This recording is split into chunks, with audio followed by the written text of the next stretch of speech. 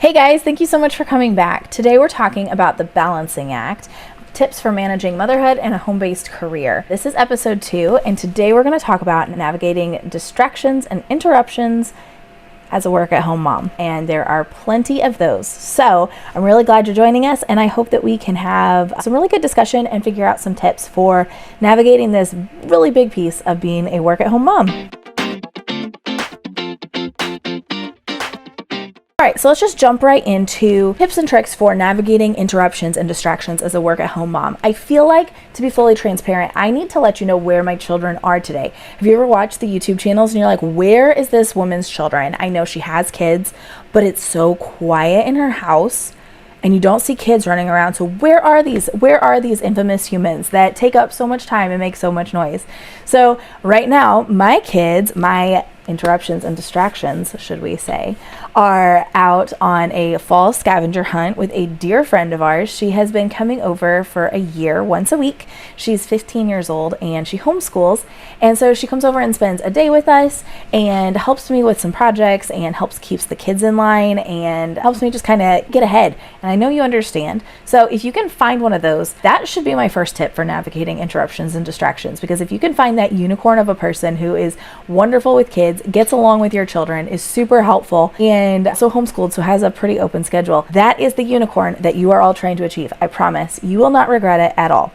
So that's a free tip there. And that's where they are. They're on a fall scavenger hunt. And I'm really hoping that it takes a very long time to find the scarecrow on the list, because I will probably need every second I can get.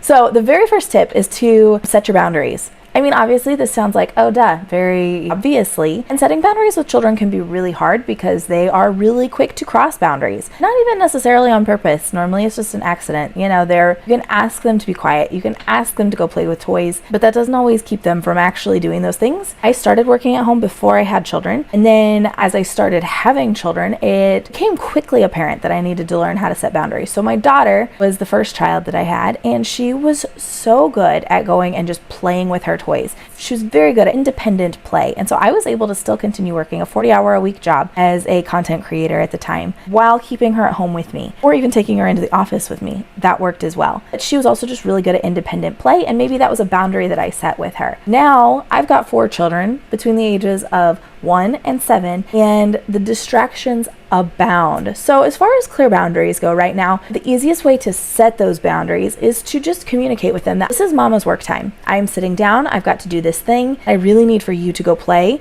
and to not come and ask me questions right now. I try to keep my work time at very specific times throughout the day because that makes it a little easier to set that boundary. They kind of know when I'm working, when I'm not. But honestly, as far as boundaries go, the best you can do is just kind of talk to them, let them know. And if they're really little, they're probably not going to understand, and you're going to have to just be willing to patiently and gracefully accept the distraction and move on. Now, I have tried to communicate that if I'm on the phone, that they really need to be quiet.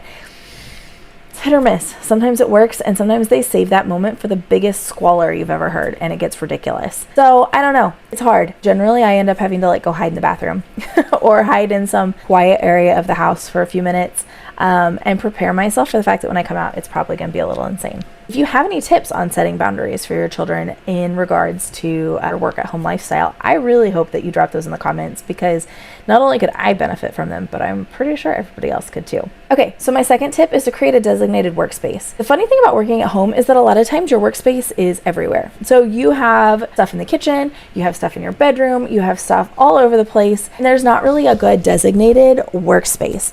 But I would highly encourage that at some point you find a way to set up a designated area where you work. Obviously, this is the Mom Desk Club, so I am a big proponent of having a desk. I have had a set apart workspace pretty much since I worked from home. I had a desk, I'd set it up. Maybe it wasn't organized, maybe it wasn't perfect, but at least it was a spot where I could sit down and I could work. And kids will start to get used to the fact that when you're sitting at your desk, that's when you're working. That doesn't mean they won't interrupt you or distract you, but it can help. Now, I would highly recommend that when setting up this designated workspace, you set it up knowing that you've got children.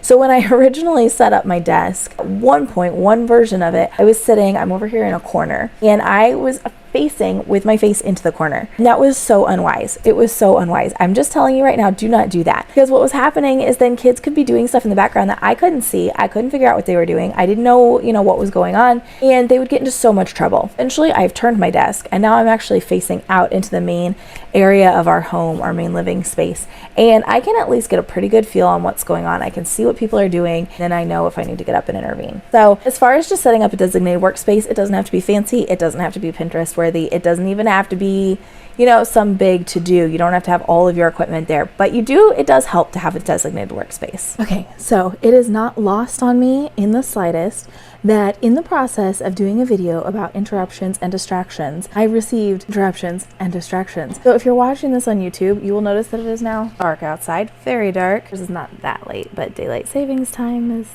makes it look real dark outside. And I think that's where we should insert a point on my 5 points. That sometimes when you're a work-at-home mom, that's literally just part of it. Interruptions and distractions come up. You have to stop what you're doing. You have to start over later, and there's not much else you're going to be able to do about it.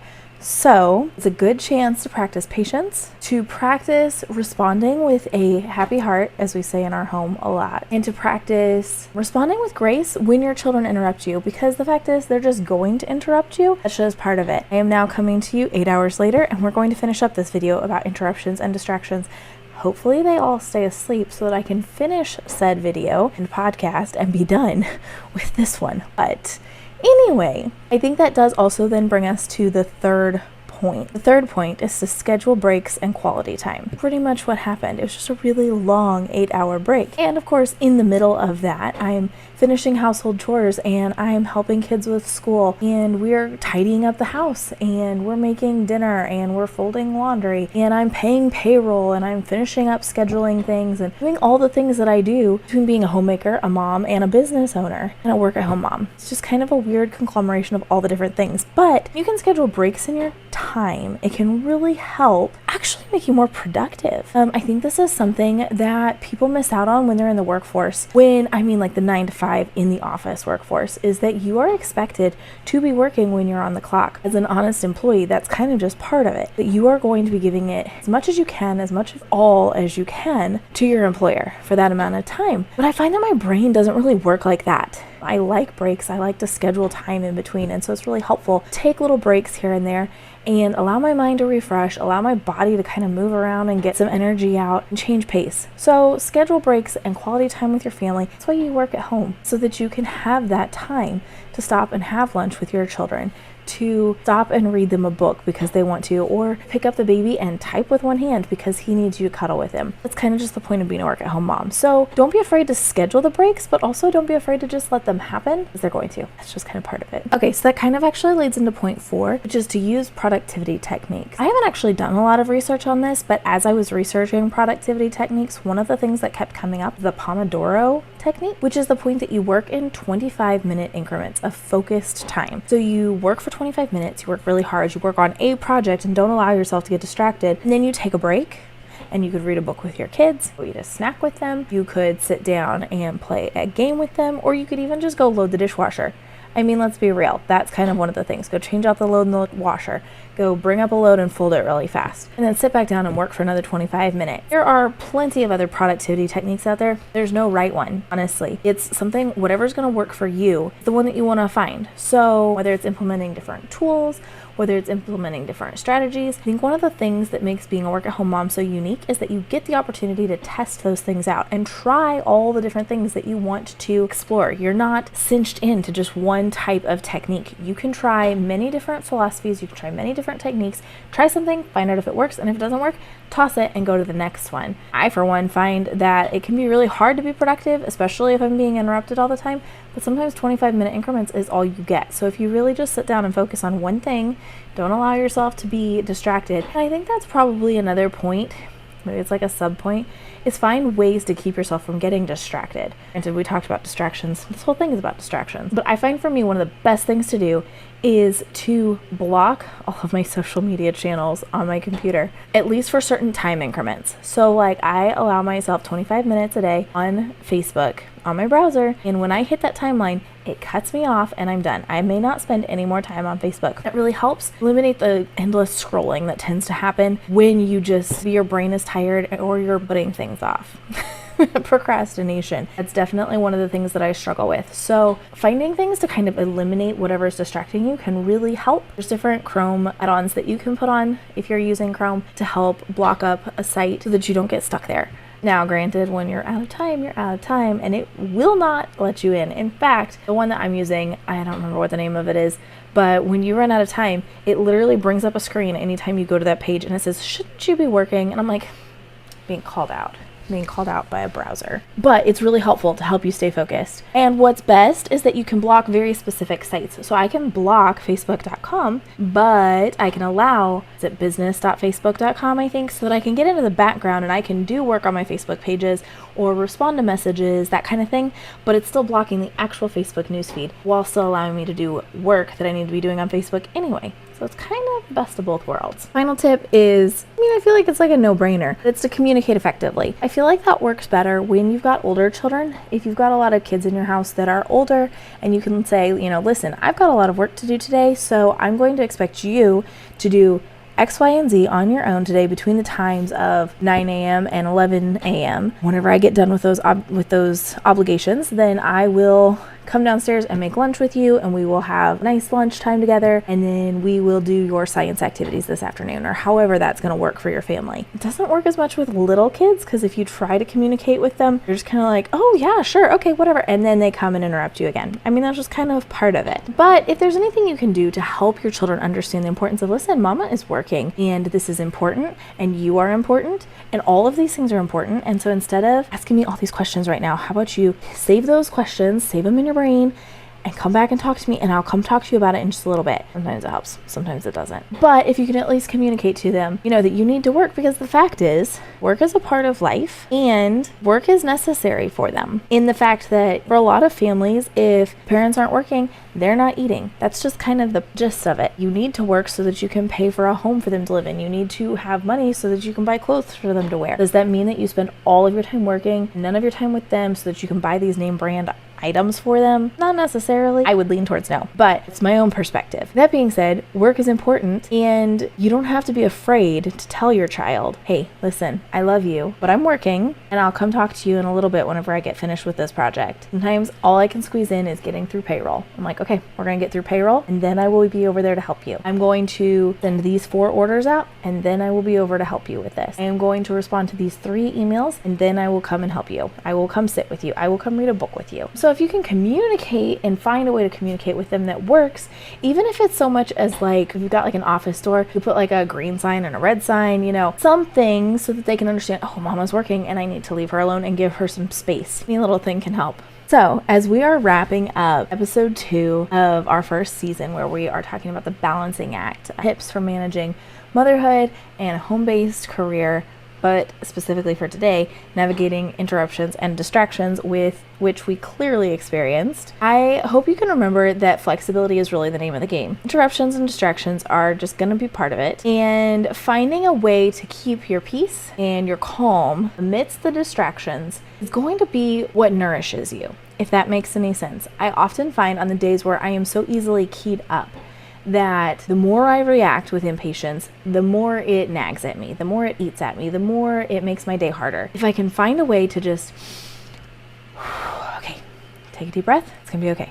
We're gonna put this off. We're gonna come back to this later. We're gonna work on this after they go to sleep. It can really make the rest of your work day and home day and children day a lot more easier to navigate. I know early on when I first was working at home, the hardest days for me were when I had a 2-year-old and a baby. He was like 3 or 4 months old, and I had just come back to work. So maybe he was like 2 months old. I had just come back to work, and they needed me to start back full-time. Originally, the plan was I was going to start back full-time, but they had some position changes, and so they needed me to start back full-time for a little while before bumping me back down to part-time. And that was the most intense season of my life, because not only was I adjusting to 2 children, which was a really hard transition for me, I was then also trying to get 40 hours of work in a week with 2 children, and it was really challenging. In that season, that was where I learned what postpartum rage was, which was honestly really scary to me because I didn't know anything about it and I wasn't sure what to do with that. And so I was always on this tipping point of being really frustrated, and there were so many distractions and so many interruptions, and I didn't know how to deal with that, and I didn't know how to manage it. So I had to figure out how to manage it on my own. And one day, after I literally had an anxiety attack, which I'd never had before and I've never had since. I mean, it strung me out for the rest of the day. I had this panic attack, and then I ended up just grabbing both of my kids, piling them on my bed, and I could not move for a couple hours. Like, my body just was like completely drained. I couldn't even function. And if you have people that you can call that can come help you, that's great, but I didn't have anybody who could come and help me at the time. And so I just had to kind of muscle through it. But I realized in that season that when I allowed myself to get worked up over justifiable things, it was doing more harm to my body. I mean, obviously I'm not saying it's not doing harm to my children. They're emotional, that's its own other thing. Then you have to go and make things right with them, and you have to apologize to them and move on and seek forgiveness from them, that kind of thing. But I realized that when I allowed myself to get worked up over interruptions and distractions and things not going the way I thought they were supposed to go and deadlines not being met when I needed them to be met, it actually was doing more harm to me. So hope that you can remember in this season that being a work-at-home mom is challenging and rewarding and everything you ever wanted and everything you didn't want because you didn't know you were going to have it. And that's okay, because it's a really great chance for you to find sanctification in this. It's a sanctifying season where you're having to do a lot of really hard work, but as Abby Halberstadt says, hard is not the same thing as bad. So I say it to myself all the time. Hard is not the same thing as bad. This is really hard, but it's not bad. This is so hard. I don't like this. It's not bad. Interruptions and distractions are part of a work-at-home mom's life. And when you can accept that with peace and forgiveness, all the little people who don't know what they're doing, it can make your work-at-home day so much smoother. And before you think that means that I don't ever have hard days, just realize we're all human. We're all having hard days. Some days are really good. Some days are really bad. Kind of all even each other out. And there's nobody out there who is having just this perfect spot-on day every single day with no issues. So just keep that in mind. I hope that you have a wonderful night, wonderful evening, or a wonderful day whenever you're watching this. I hope that you are able to get things checked off your list, that you feel productive at the end of the day, and maybe you'll get a chance to clean off your desk. Now, my mom desk, not clean, but I'm angling the camera, so you can't see all this, you can't see all that.